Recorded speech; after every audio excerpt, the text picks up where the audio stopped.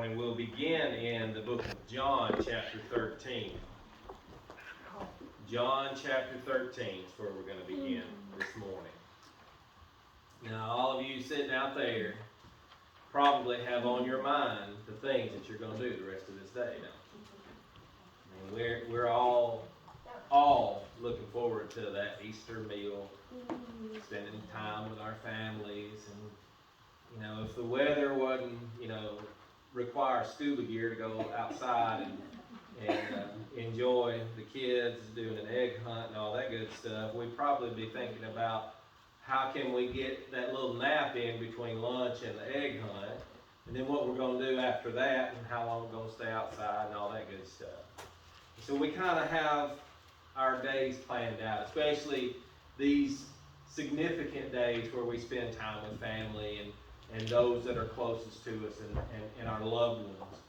But what would the rest of your day today look like if you knew for certain that the next 24 hours were going to be the last moments, the last few hours of your life?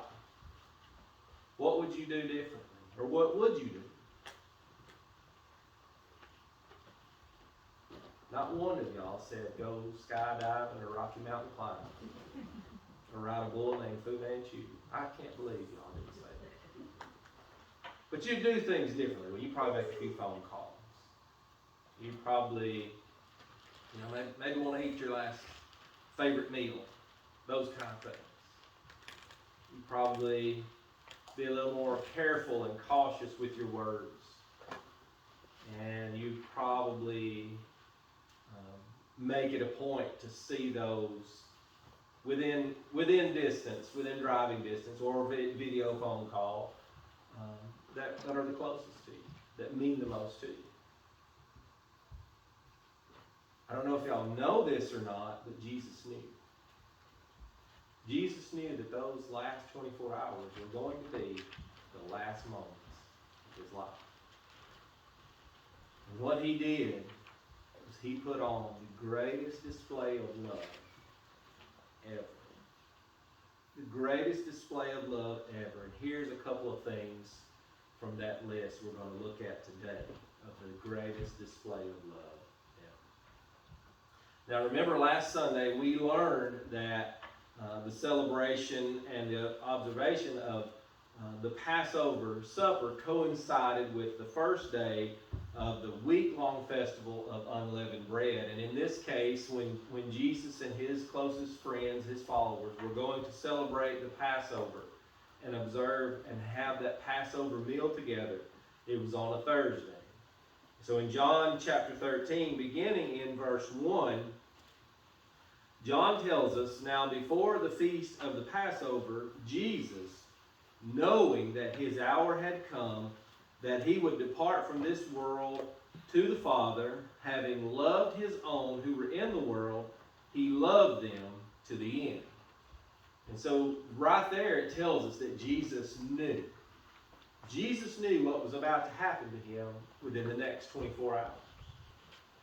And then in verse 2 it says, and during supper, the devil having already put into the heart of Judas Iscariot, the son of Simon, to betray Jesus, and Jesus, knowing that the Father had handed all things over to him, that he had come forth from God and was going back to God, got up from supper and laid his outer garment aside, and he took a towel and tied it around himself, and then he poured water into the basin and began washing the disciples' feet and wiping them with the towel which he had tied around himself.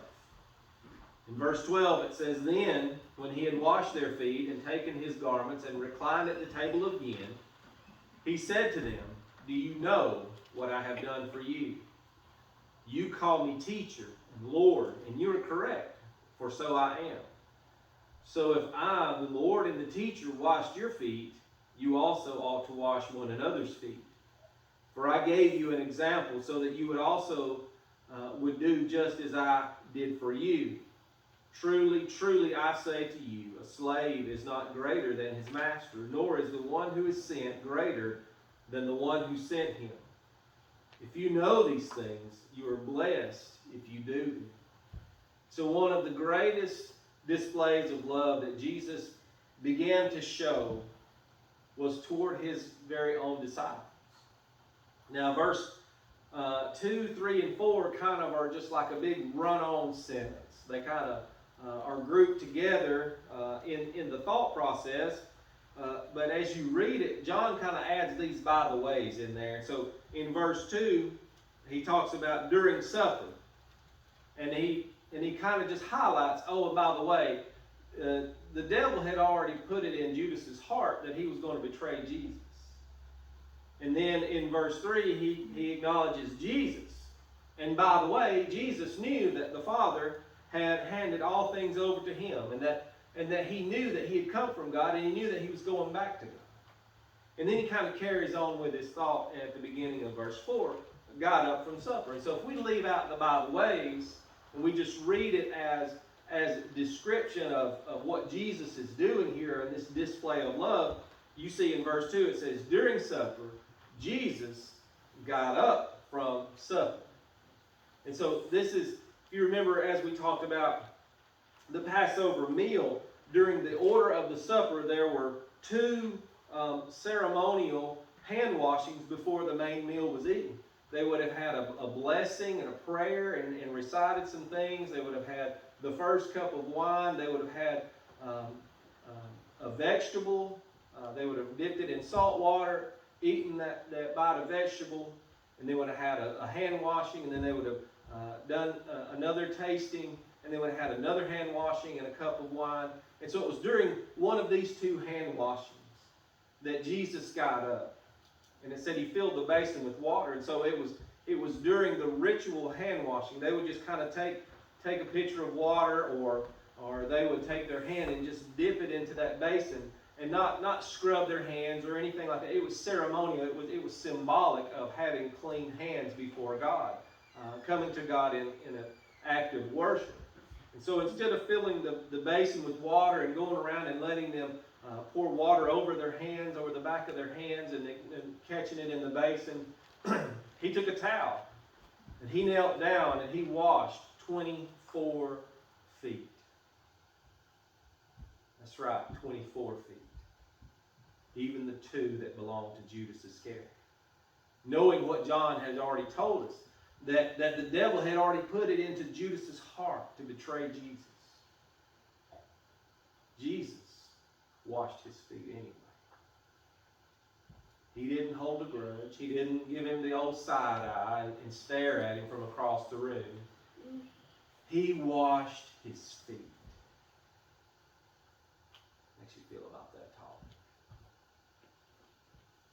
One of the greatest displays of love was Jesus washing his disciples' feet, particularly the feet of Judas, knowing that the next few hours were going to be his last.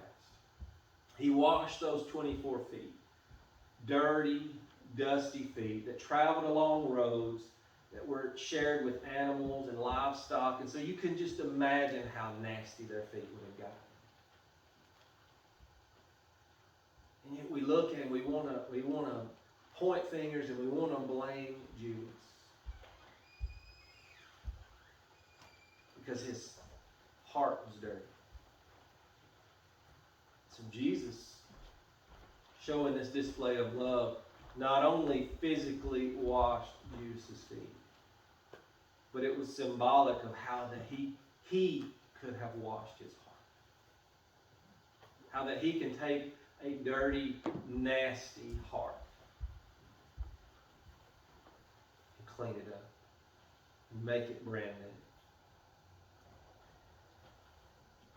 He goes on to say in verse 34 of John chapter 13, Jesus' words, I am giving you a new commandment, that you love one another, just as I have loved you, that you also love one another. And by this, all people will know that you are my disciples, if you have love for one another. So he not only told them how to love one another, he showed them how to love one another. And he said, this is an example that I'm giving you. And then, days and weeks later, as they reflected on the events of that day, the disciples, in other places where you read about the accounts, they say that they didn't know and understand what he was doing at the time, but later on they realized what Jesus was doing for them and showing them of how to love one another.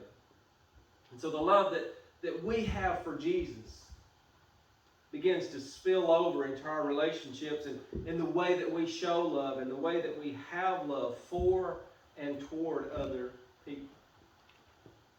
And Jesus said that people will know that you're my disciples by the way that you love. And sometimes we have trouble loving ourselves. Sometimes because of our situation and because of our relationship with other people, we let that distract and detract from our relationship with Christ. And it's hard to love Him all the time when we're focusing on our external relationships. Jesus clearly said, just as I have loved you, that you also love one another. A sacrificial love, a humble love, a servant type love. And he said, everyone will know that you belong to me because of the way that you love. And so one of the greatest displays of love ever was a love that Jesus showed as he served his disciples. Look on over in John chapter 18. John chapter 18. Beginning in verse 1. John writes and says, after Jesus had said these things, now all of chapter 17 is a prayer that Jesus prays. And so when he says after Jesus had said these things or spoken these things, he's talking about the prayer that Jesus prayed. And it says that he went out with his disciples across the Kidron Valley. Some translations say the brook of Kidron. And there was a garden, and he and his disciples went into this garden. In verse 2 it says, Judas, who betrayed him, also knew the place because Jesus often met there with his disciples. So Judas took a company of soldiers, a cohort of soldiers, and some officials from the chief priests and the Pharisees, and came there with lanterns, torches, and weapons. This was a real mob. In verse 4 it says, then Jesus, knowing everything that was about to happen to him, went out and said to them, who is it that you're seeking? Jesus of Nazareth, they answered. I am he, Jesus told them. And Judas, who betrayed him, was also standing with them. Now, he's not talking about standing with them, the disciples. He's talking about Jesus standing with the soldiers and with the temple guard and all those who had come to arrest Jesus. In verse 6, it says, when Jesus told them, I am, they stepped back and fell to the ground. And then he asked them again, who is it that you're seeking? Jesus of Nazareth, they said. I told you, I am he. So if you're looking for me, let these men go. In verse 9, it says that this was to fulfill the words that were spoken, I have not lost one of those you have given me. And then Simon Peter, who had a sword, drew it and struck the high priest's servant and cut off his right ear. And the servant's name was Malchus. Luke adds to his account of this particular situation. It says that Jesus responded, no more of this.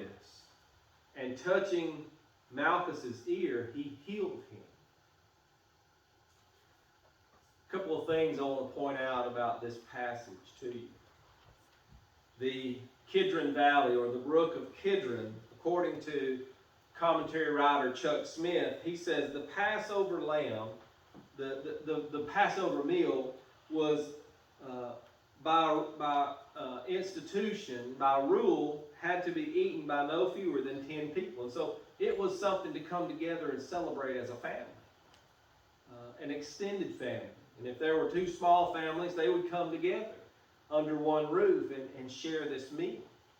And so in a particular census mentioned by the historian Josephus, there were 256,000 sheep killed for that one particular Passover feast.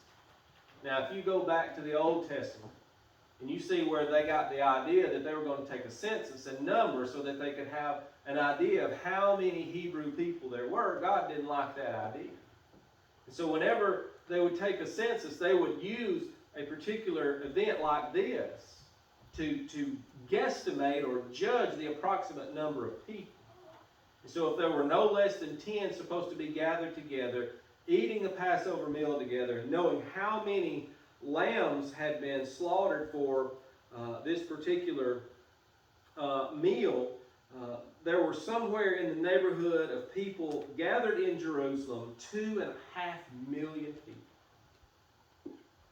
Now that's a big, big feast. That's a big number of people in a small city area. And so you can kind of get the picture and the idea in your mind when it talks about the multitude. There really was one. It's not just, like a crowded football game or a crowded basketball game. There were literally millions of people inside this small city.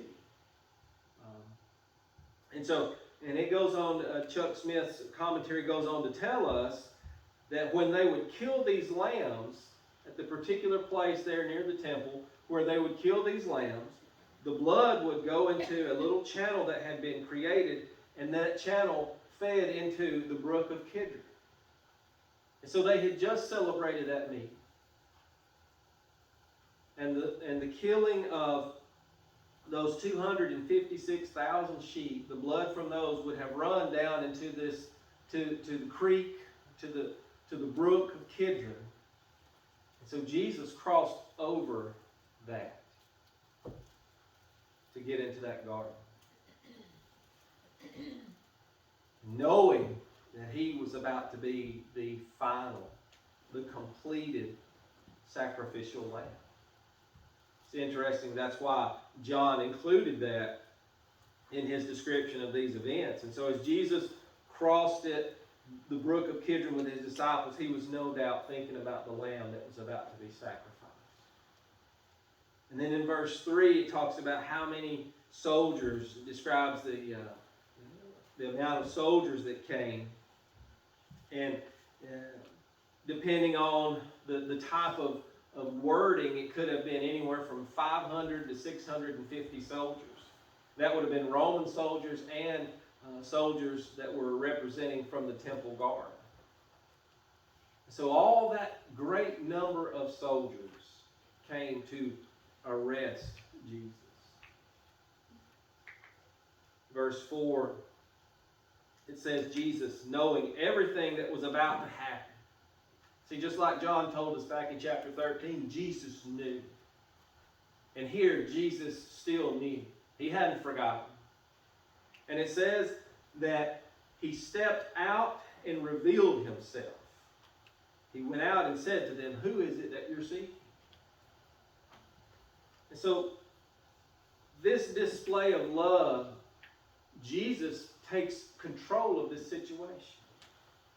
He was protecting all of them from incident, from the 12 or the 11 that were with him there in the garden that were supposed to be watching and praying, but instead they were napping, to the 500 to 650 soldiers that had come to arrest him.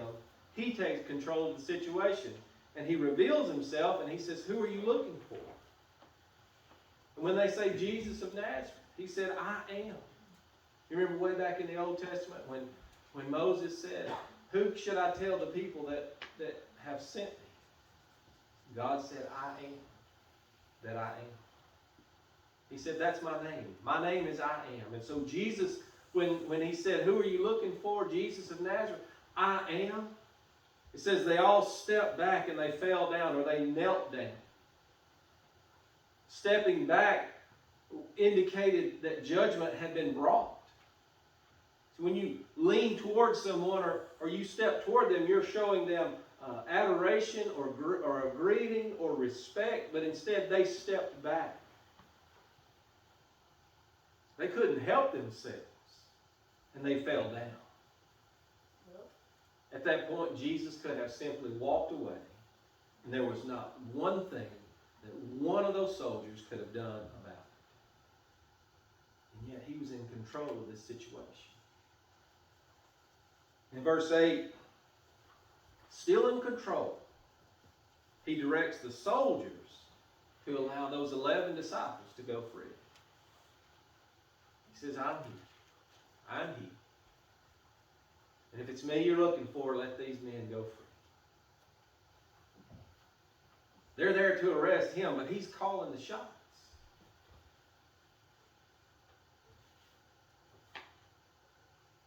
Peter pulls out his sword and chops off the ear of Malchus, servant of the high priest.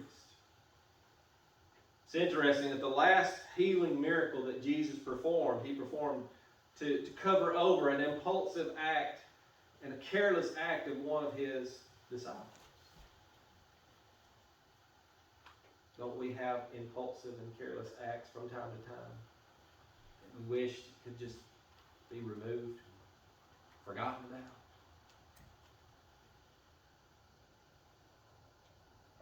Sometimes those impulsive and careless acts hurt. We need to be healed. Jesus displayed his love by putting his hand on Malchus's ear and healed it, restored it instantly. And then it says that he was arrested, he was bound. They tied him up, they handcuffed him. Yet he was still in control of that situation because he allowed them to do that. Knowing the power that he had just displayed by healing the ear, and yet he allowed those same hands to be tied together. That's a great display of love. And then lastly, one of the most overlooked displays of love in the Bible as it relates to the life, death, burial, and resurrection of Christ. I want to ask you to turn to Matthew chapter 27. Matthew chapter 27.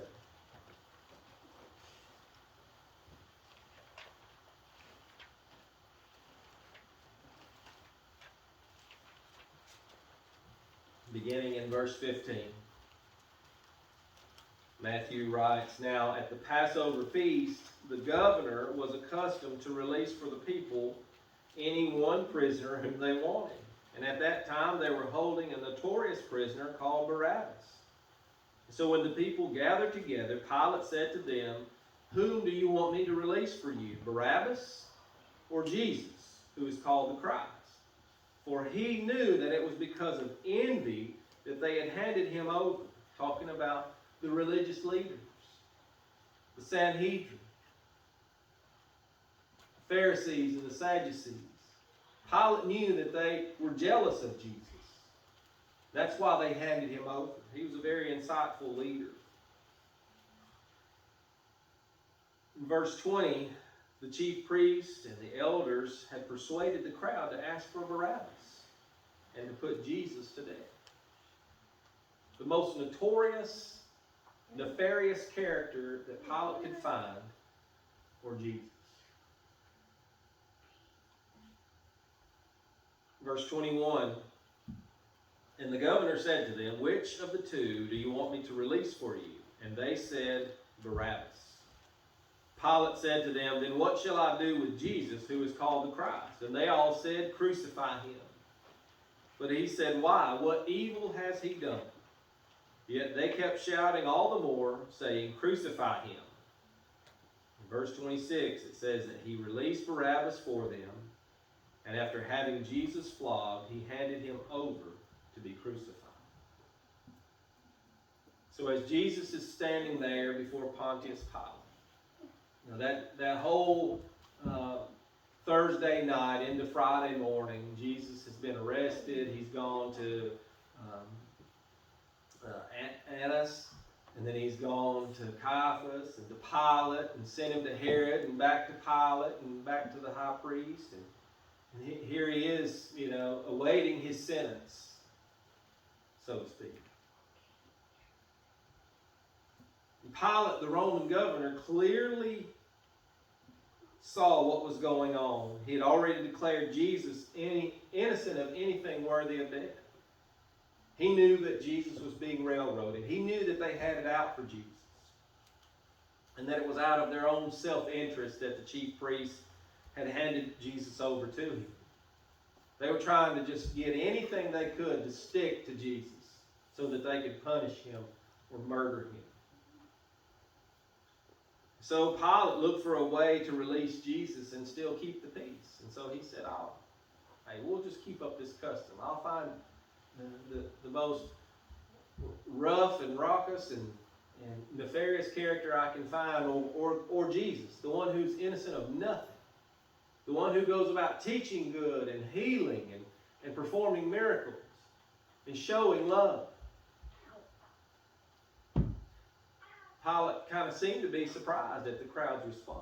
In fact, in Luke's account, the governor stated that the charges against Jesus were baseless. And then he asked him 3 more times to choose Jesus or Barabbas. And every time the crowd got louder and louder and louder. Crucify him, crucify him, crucify him. And it says with loud shouts they insistently demanded that he be crucified, and their shouts prevailed. Pilate released Barabbas and handed over Jesus to be scourged and crucified. Barabbas and his release from his condemnation, from his judgment, from his sentence that was to be carried out, is a very vivid and remarkable parallel to the Christian life, to the story of the beginning of every believer. We stand guilty before God. We are deserving of death. We should be punished. But then, due to no influence of our own, Jesus was chosen to die in our place. And so, one of the greatest displays of love ever, Jesus took the place of Barabbas. And we have to come to the point where we realize that he, the innocent one, received the punishment that we, the guilty, rightfully deserve. I'm Barabbas. I'm Barabbas. Jesus died in my place, and I get to walk free. You're Barabbas. And you're Barabbas. We all are Barabbas.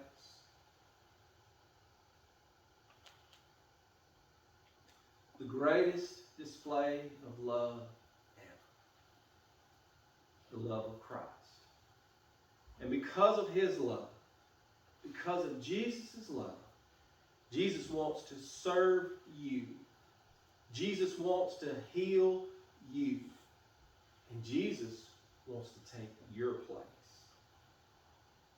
so that you can be free. Peter wrote, "For Christ also suffered for sins once for all, the righteous for the unrighteous, that he might bring you to God." Let's pray. Our Father, we are so thankful and so grateful for the greatest display of love ever, the love of Jesus.